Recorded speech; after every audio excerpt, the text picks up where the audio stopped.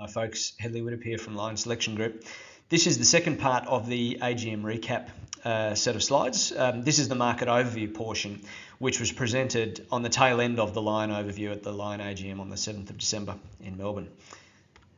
The Lion overview is available at the same place as you found these slides. If you haven't seen it yet, it's well worth a look. Lion Selection Group has a very strong balance sheet and is poised to invest in the junior resources end of the market. It's an area which is experiencing considerable weakness as the rest of the market goes through volatility. And that's what we're going to discuss in this. It's very important you consider the disclaimer. We make all sorts of statements in this. Have a read of this in your own time.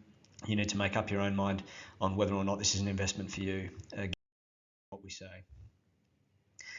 I think it's important to start with what Lion's view and approach is. I'm going to tell you all sorts of things about why now is a good time, but Lion's experienced a number of cycles in the mining sector, exposed always to the junior companies, the explorers and developers, and investing in a very select bunch of those.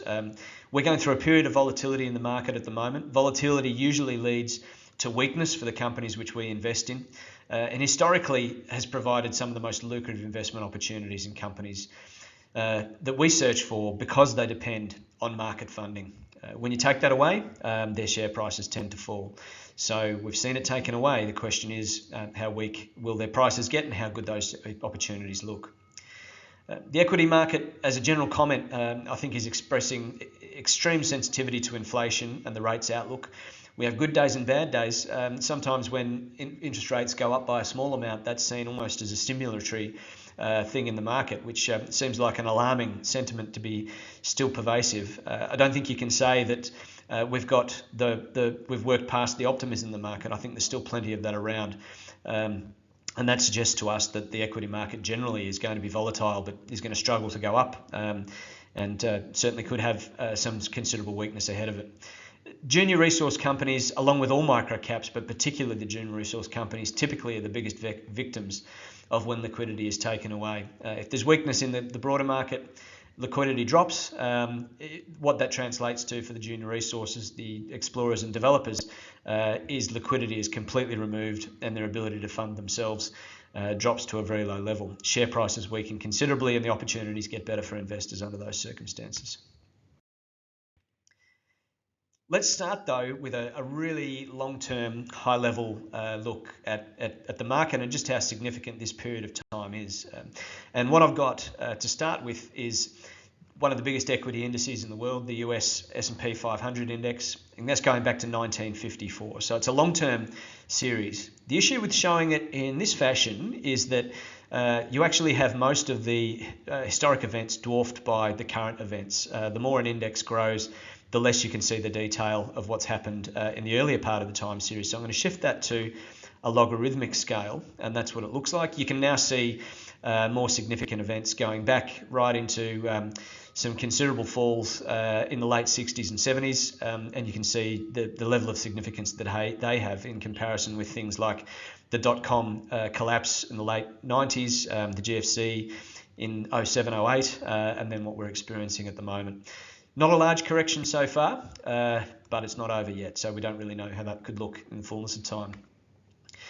I'll add to that US rates, and this is the US federal funds rate, so it's the official rate that's released by the US Fed.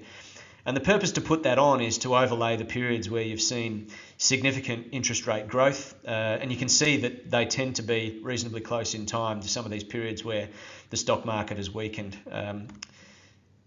And then, of course, the thing you need to compare with that, which is topical at the moment, is inflation. So this is US CPI. I've chosen everything from the US economy because it's a very, very large economy. It affects the world economy to a great extent, particularly if you're a producer of commodities. So it's topical to mining investing, but it's also something which will affect global equity markets. So these are really good data series and all in the same currency. The important thing about the inflation overlaying that on this is that there's been two very, very considerable spikes. If you're looking for anything which is the same sort of magnitude as what we're seeing at the moment, you can see those in the early to late 70s, two big spikes. Corresponded, of course, with very significant increases in US interest rates. and they overlay with periods of time where there was considerable equity market weakness as well.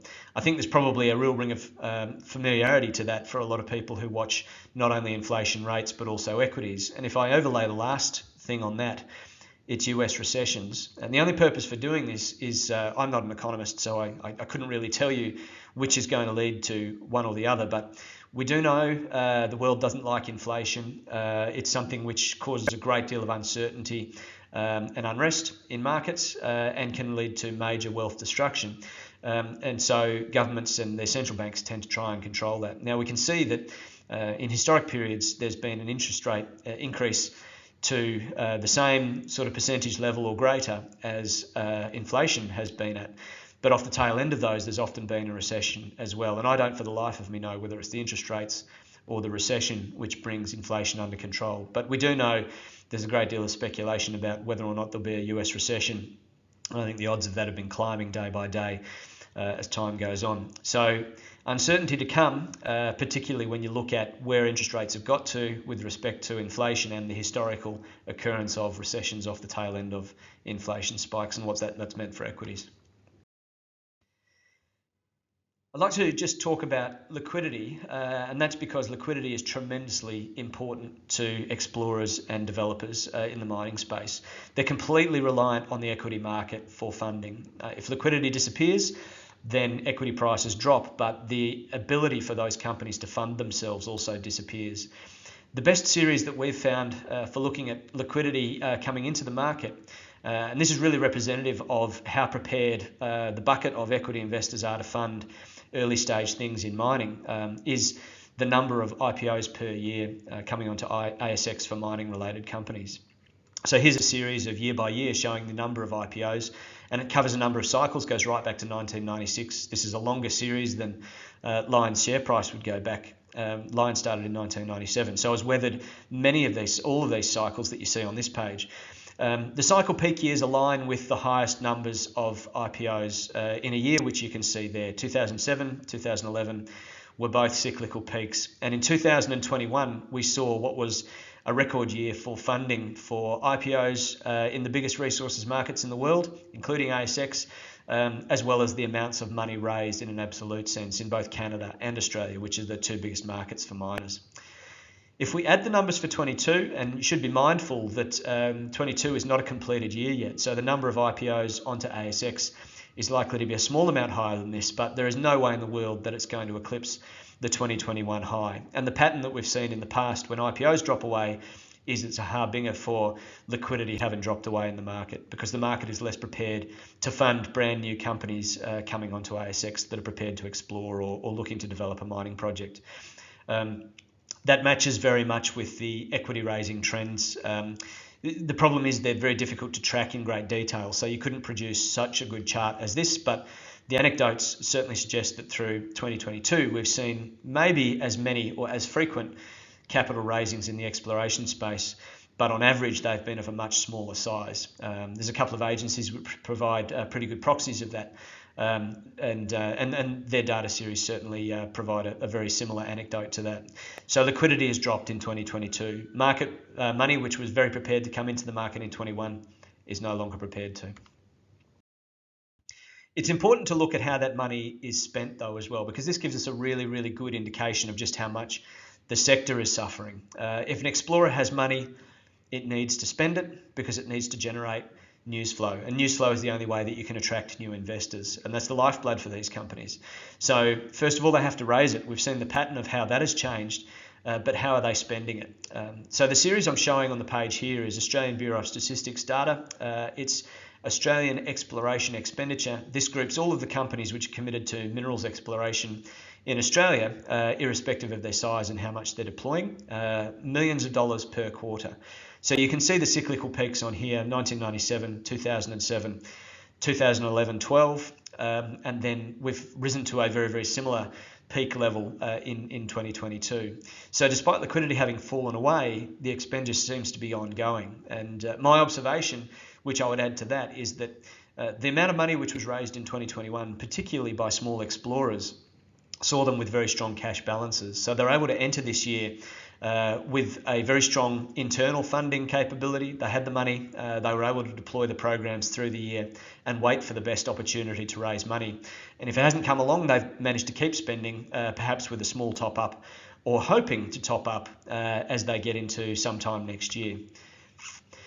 The activity measures on the back of that, just to add a sense of relativity, which eliminates inflation from cycle to cycle, shows that the amount of meters drilled seems to have reached what has been a cyclical peak in the past. So on a quarterly basis, we've seen the similar peaks. It costs a different amount in each cycle in dollar terms, but you can see the activity levels. And we get to a point in Australia in particular where the number of rigs which are available is a maximum, and you add new rigs to it, to the population, you also take out the old ones. So the capacity for the industry to drill it tends to be limited by the amount of rigs that can be deployed. And it looks very much as if we've hit a maximum there, although we're still within the volatility of the data which is on the screen there. So what that tends to show is that we're at could be at the very, very peak of the activity cycle there. So if liquidity has been impinged, activity not quite yet, and that would be impinged if the ability to raise money in 2023 is difficult for the sector. And a quick comment on that, most of the companies which we've seen throughout this year have been talking about making a strategic capital raising when the cycle suits them, when commodity prices strengthen a bit, or when they've had some good news to go off the back of. And certainly hoping, in most cases, I would say, to raise money at an uplifted share price from what their last raising was done at. A lot of CEOs have told me in the last 2 to 3 months that they're looking either towards the end of 2022, and that's diminishing very, very quickly. And if not, then they'll aim to raise in February when the market opens after the traditional summer break period, which we see in the market in Australia every year.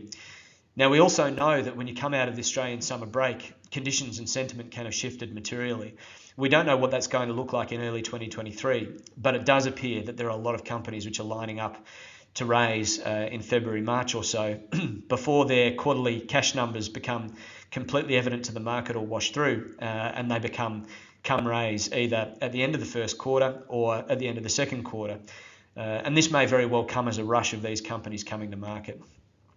So as a wise man might have said, it's easier for a camel to pass through the eye of a needle than for a come issue explorer to enter the kingdom of fundraising in February. A very Australian sentiment there. It's not quite the same in Canada, but I think you probably find that the sentiment of if the market's open or the market's closed will be the same in both cases. So we've got a market test coming up in 2023, and if these companies are unable to raise or can't clear the raisings that they require, I think we'll probably see some equity price weakness as shares are sold in order to fund follow-on investments by investors who don't want to be selling anything else in their portfolio to fund their exploration exposures. I thought I'd finish, so this is the run-in to the discussion of the clock, with a couple of longer-term time series. And what I'm showing on the screen here is well, I suppose you would say prominent indices to capture different sectors of the market.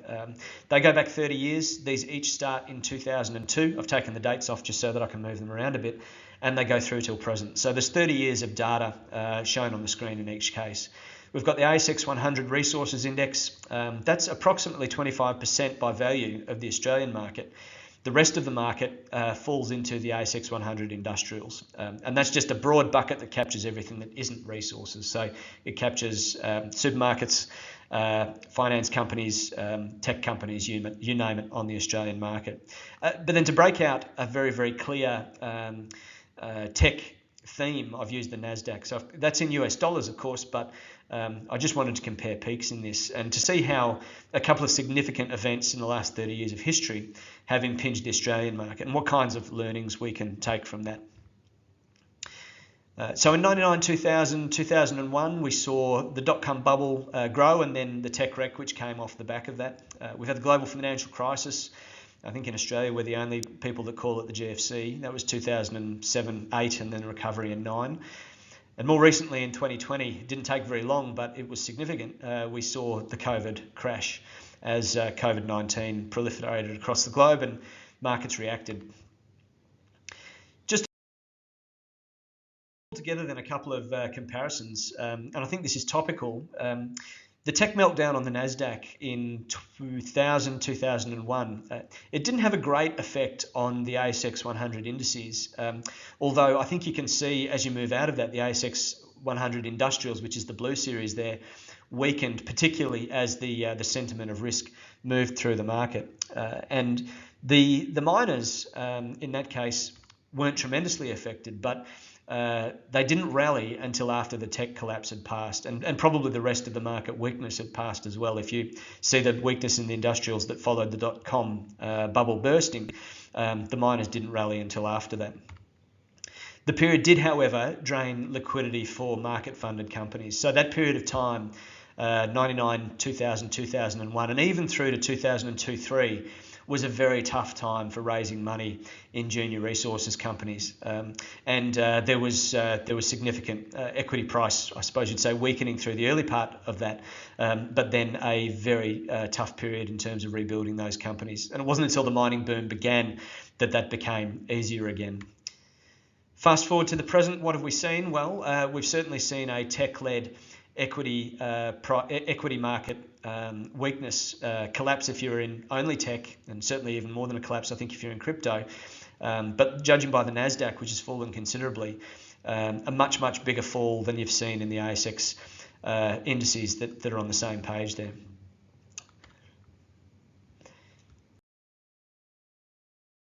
If we just look then at some of the learnings of the global financial crisis, which was sort of midway through the page here, one thing which has always intrigued me about the GFC was that the indices for resources tended to have peaks which were 6 or 7 months further on than the peaks in the industrials. So the mining stocks definitely lagged the market in that sense by 6 or 7 months. So I think the peak of the market in Australia and the US was sometime late in 2007. The resources stocks didn't peak until just after the Beijing Olympics in mid-2008. So a very interesting delay there. And I think there was a lot of sentiment which probably propped up not only commodities but also companies in the space, which had to do with the return of big economies to prop up the commodity space, and then mining companies by proxy for that once China was able to return from the Olympics, which it hosted in 2008. Didn't eventuate, and of course the market collapsed along with everything else. It was led lower and eventually experienced the same percentage falls, just in a more compressed period of time.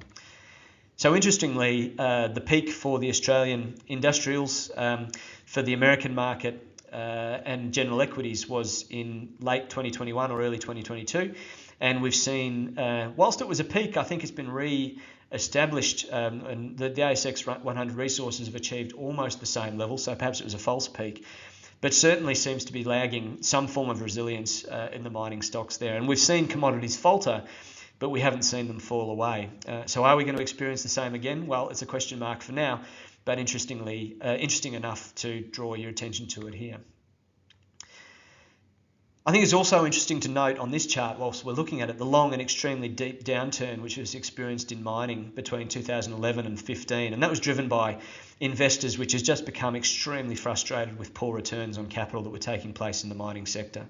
The miners fell away in a period of time where the industrials rallied. I don't know what the multiple was for the industrials. It was somewhere between 1.8 and 2 times, I think. So for those stocks to almost double in the time that miners have fallen away significantly shows that something was really wrong there.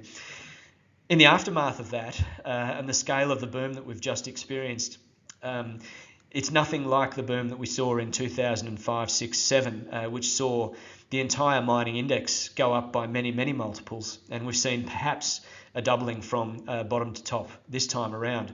So does that infer that there's more to come?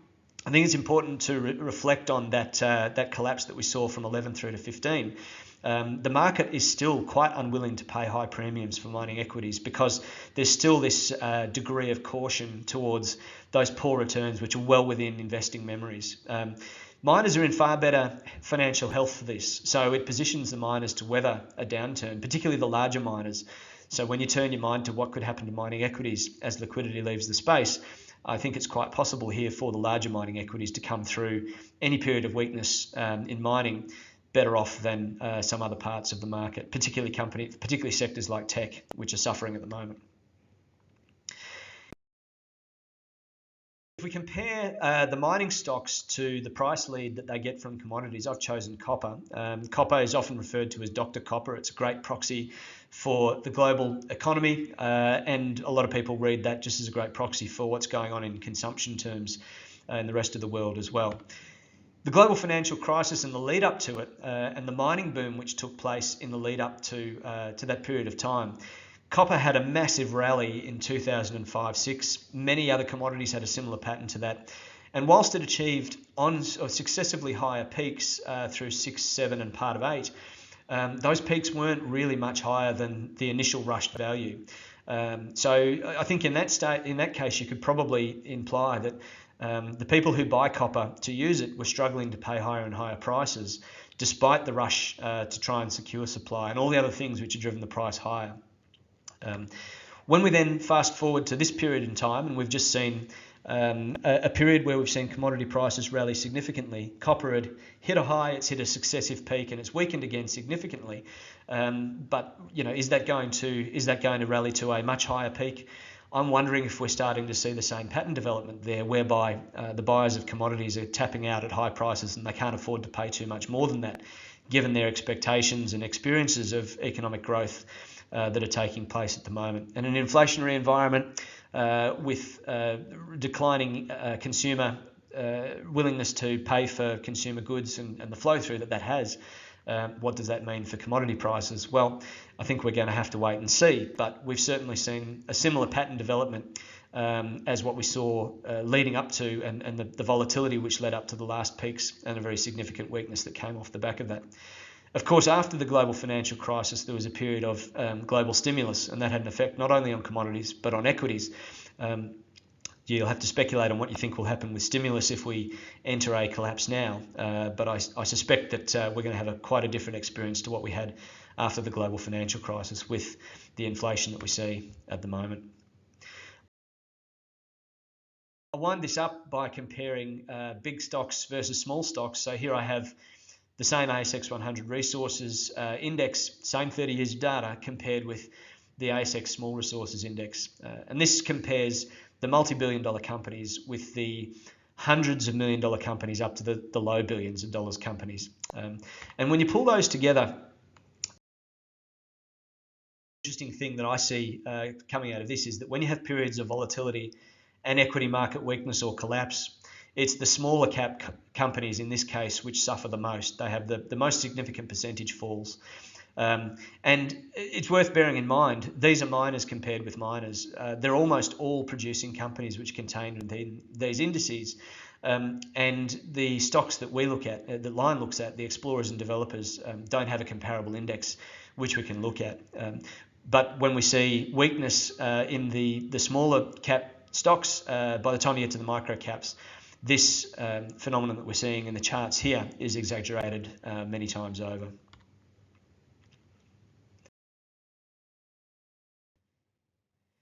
So what I want to do to finish off this time series comparison is just to look inside the dotted line box, which is, I think, from early 2022, 19th of April 2022, up until present. So I hope this doesn't make your head spin. I'm just going to make those charts cover that period of time. So it's the same data series, same indices, but for that last 8 or so months of data. And then if I pull those together, you can really see the quite significant difference in performance between the ASX 100 resources and the ASX small resources. I think in that period of time, the ASX 100 resource stocks collectively, the index performance is about zero. So there has been negligible difference in the value of the index. The small resources index is down about 20% in that period of time. So index versus index, there's weakness on display. But if you look at the companies within those indices, 68% of the companies in the ASX 100 resources, that the group of companies there have negative performances in that time. So it's interesting that that index is propped up by a small number, just under 1/3 of the companies in the index have put on a positive performance there. It's slightly more negative in the ASX small resources. 78% of the companies within that grouping have put on a negative performance in that period of time. And if we look at the smaller companies that don't have an index to represent them, And just looking at the market cap baskets of 0 to 50 million market cap and 50 to 100 mil, we also see that there's a very high proportion of those companies which have had negative performances in that period of time. When I look at the average share price declination for those companies, it's not materially different to what we've seen in the ASX Small Resources Index, and historically that is anomalous. So for people who are looking at what's happened in the market recently and picking a bottom and thinking that liquidity could return, I think we haven't seen anywhere near the weakness which we would expect in the junior resources, the explorers and developers which don't sit within the indices, as we would have historically expected to have taken place so far. The amount of negativity is almost equivocal to what we see in the small cap index, and I would expect that to become more negative if we're to see a similar cyclical play out of what we've seen in the past. Fast forwarding then, or finishing up I should say, with the Lion clock. What we discussed at the very end of the Lion overview presentation is that as we've gone through the latter part of 2021 and then 2022, we'd replaced the hand on the Lion clock with a sector shaded between 11:30 and 12:30 to say we think that the market is very close to the top. And the uncertainty that we had was that we could see patterns emerging where the equity indices were starting to look toppy, valuations certainly were, and we were seeing big floats coming into the market in 2021 and behaviour of people moving from big companies to small companies, which were very, very reminiscent of the tops of previous cycles. Now, we hadn't seen any equity market collapse, and what we've seen in 2022 certainly tells us that we look to be entering that period of weakness and volatility, which would be consistent with going through the top. But we haven't seen wholesale falls of share prices in miners and in small explorers that we would expect if we're going to go through a crash. So we've had that shaded. As we've gone through 2022, we've seen the liquidity drop away from the sector, and that's what I discussed in the early slides here.